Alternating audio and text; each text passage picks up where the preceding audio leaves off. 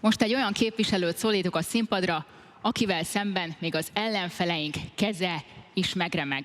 Kiváló sportriporterből lett államtitkár, ő a budakeszi Chuck Norris, aki még Széll Bernadett nyugdíjazásáról is gondoskodott. A színpadon a Fidesz kommunikációs igazgatója, Mencer Tamás.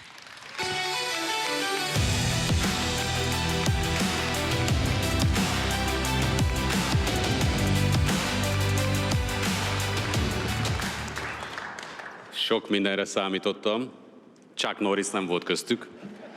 De ha már itt tartunk, hány fekvőtámaszt tud csinálni Chuck Norris? Az összeset, ugye? Úgyhogy akkor rögtön üzennék is az olyan Magyar Péter és Radnai Márk féle hazug Mühlmeier figuráknak. A hazug Mühlmeier figurák idejének vége.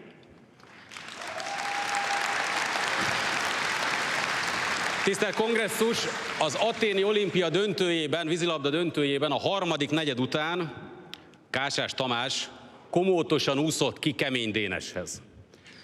Kemény Dénes azt kérdezte tőle: mi van, Kása? Fáradt vagy? Kásás, aki a világ egyik, hanem a legjobb vízilabdázója volt, azt mondta: olimpiai döntőben vagyunk, fáradt vagyok. Kemény Dénes csak ennyit válaszolt: csak azért, mert van még egy negyed. Döntsd el, még 7 perc, vagy még 4 év. Olimpiai bajnok lett a magyar válogatott.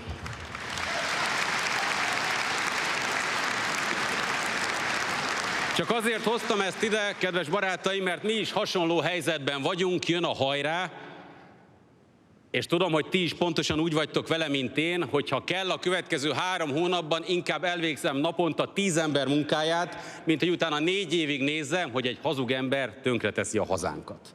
Ugyanis ne legyen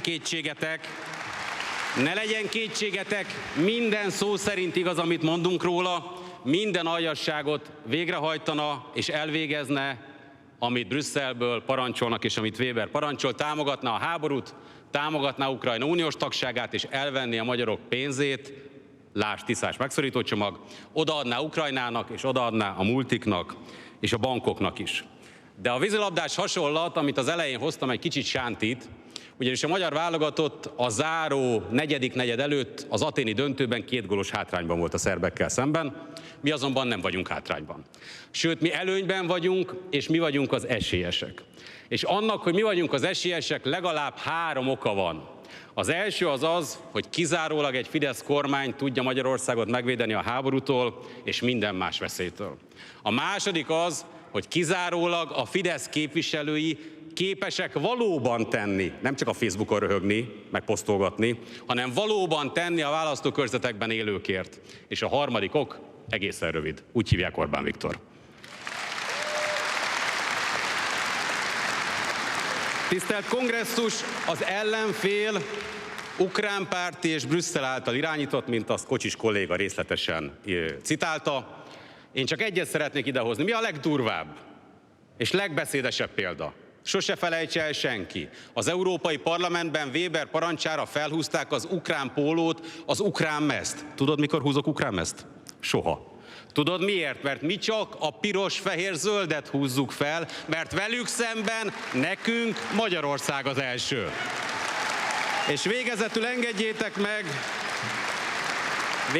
engedjétek meg, hogy hadd üzenjek az én kedves kis barátomnak, Magyar Péternek: élvezd ki a következő 3 hónapot, Peti. Nyilatkozz még az ipari kamerának is. Mert április után nem marad semmit. Melegszik a pite, Peti. A helyzet az az, hogy április után nem lesz családod, már most sincs. A szavazóid, akik még csak nem is kedvelnek, el fognak tűnni, mintha nem is lettek volna. A sajtó támogatása meg fog szűnni. Egyedül a tar marad neked, meg a ruszin, de azzal vigyázz, mert annak fegyvere van, de őket megtarthatod. Ez lesz április után, a Tisza és Magyar Péter veresége után. A munkát elvégezzük, a választást megnyerjük, a hazánkat megvédjük.